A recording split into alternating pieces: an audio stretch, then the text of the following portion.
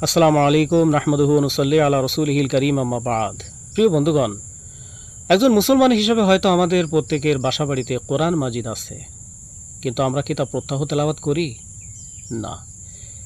এমনও বাসাবাড়ি আছে যেখানে নাকি সারা বছরের ভিতরে একদিনও কোরআন মাজিদ খুলে তেলাওয়াত করার সময়টুকু হয় না। নাউজুবিল্লাহ।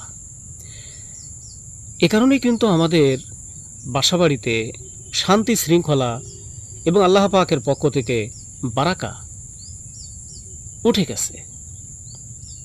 যে কোরআন মাজিদ শিক্ষা করা আমাদের প্রতিটি মুসলমানের উপরে আবশ্যক করা হয়েছে। আল্লাহর হাবিব বলেন, তলাবুল ইলমি ফারিদাতুন আলা কুল্লি মুসলিম। প্রতিটি মুসলমানের উপরে পর্যাপ্ত দ্বীনি জ্ঞান শিক্ষা করা, কোরআন শিক্ষা করা, এটা ওয়াজিব, ফরজ। কোরআন মাজিদ যারা শিক্ষা লাভ করেছে, আল্লাহর হাবিব তাদেরকে সর্বশ্রেষ্ঠ আখ্যায়িত করেছেন। তিনি বলেছেন, খায়রুকুম মান তাআল্লামাল কুরআন ওয়া আল্লামা। তোমাদের ভিতরে যারা কোরআন শেখে, শিখায়, তারাই শ্রেষ্ঠ।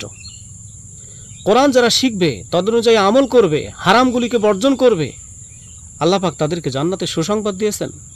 আল্লাহর হাবিব বলেন, মান ক্বারাআল কুরআন ফাহাল্লা হালালাহু ওয়া হাররামা হারামাহু আদখালাহুল্লাহুল জান্নাহ ওয়া শাফাআহু বিআশারাতিন মিন আহলি বাইতিহি কুল্লুহুম ক্বাদ ওয়াজাবাত লাহুন নার। যে ব্যক্তি কোরআন শিখলো, হালাল অনুযায়ী আমল করলো, হারাম বর্জন করলো, আল্লাহ তাকে জান্নাতে প্রবেশ করাবে। সুবহানাল্লাহ। ওয়া শাফাআহু বিআশারাতিন মিন আহলি বাইতিহি কুল্লুহুম ক্বাদ ওয়াজাবাত লাহুন নার। এবং তার পরিবারের এমন 10 জনের ব্যাপারে সে সুপারিশ করতে সক্ষম হবে যাদের প্রত্যেকের উপরে জাহান্নাম ওয়াজিব ছিল, অর্থাৎ তারা জাহান্নামে যেত।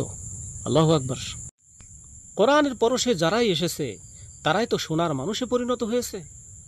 আমরা হযরতে ওমরে ফারুক রাদিয়াল্লাহু তাআলা আনহুর ঘটনা জানি। কি কঠিন হৃদয়ের মানুষ ছিলেন।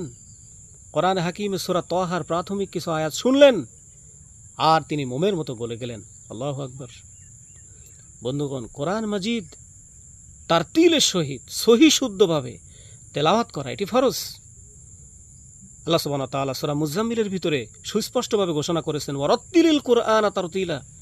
কোরআন মাজিদ তোমরা তারতিলের সাথে সহি শুদ্ধভাবে তেলাওয়াত করো।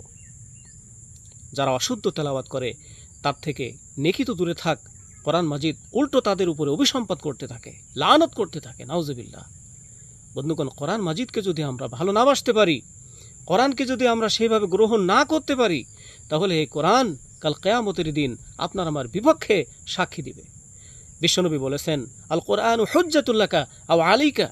কোরআন মাজিদ কাল কিয়ামতের দিন হয়তো তোমার পক্ষে সুপারিশ করবে, অথবা তোমার বিরুদ্ধে যে সে তোমার জাহান্নামে যাওয়ার কারণ হয়ে যাবে। নাউজুবিল্লাহ।